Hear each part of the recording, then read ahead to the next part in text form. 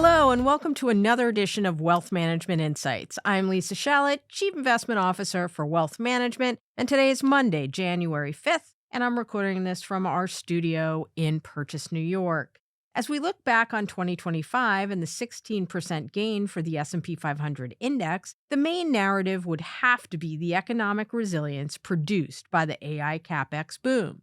The AI ecosystem, along with the rest of tech and communication sectors, as well as utilities, drove roughly 70% of market price gains and earnings growth. And it also accounted for almost 1/3 of annualized U.S. GDP growth. In 2026, this strong narrative is set to meet policy stimulus, monetary, fiscal, and regulatory. High expectations are priced into the market already, given the S&P 500's recent 22.5 times forward PE ratio and the ambitious profit forecasts of 15% in 2026 and 13% in 2027. Despite all the rosy predictions, however, we believe that there is still one big known unknown. Will U.S. companies derive meaningful productivity gains from implementing generative AI in the coming year?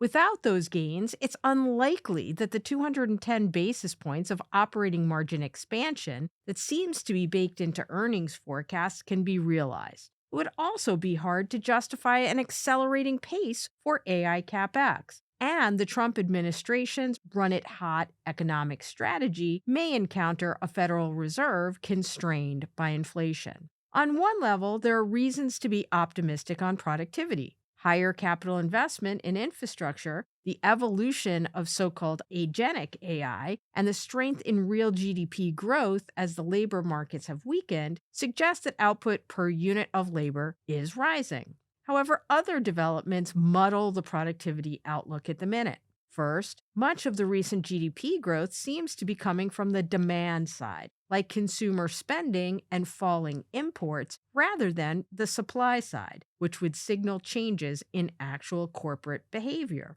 Second, while Gen AI and data center capex is booming, capital investment across the rest of the economy has actually stalled and was down in 2025. Accordingly, margin gains remain very limited to the AI ecosystem. Since the last peak in 2021, profit margins are up between 150 and 300 basis points for the AI ecosystem companies, but are actually down 110 basis points for the rest of the S&P 500, according to FactSet. In addition, AI adoption by businesses is actually hovering at about 12.5%. Down from a high of 15%, and stalled out for the past 3 quarters, according to the U.S. Census Bureau. Finally, constraints on data center operations may start to bite in 2026. Power generation shortfalls, as well as water shortages, have been slowing actual deployment, while public and community involvement in developing new data center sites has begun to escalate. To be clear, we see many transformational opportunities from Gen AI on the horizon, but we're more cautious about actually calling for this productivity miracle to arrive full bore in 2026. Therefore, while we remain broadly constructive, we prefer to diversify our exposures from one big wager on productivity by focusing on active idiosyncratic opportunities instead.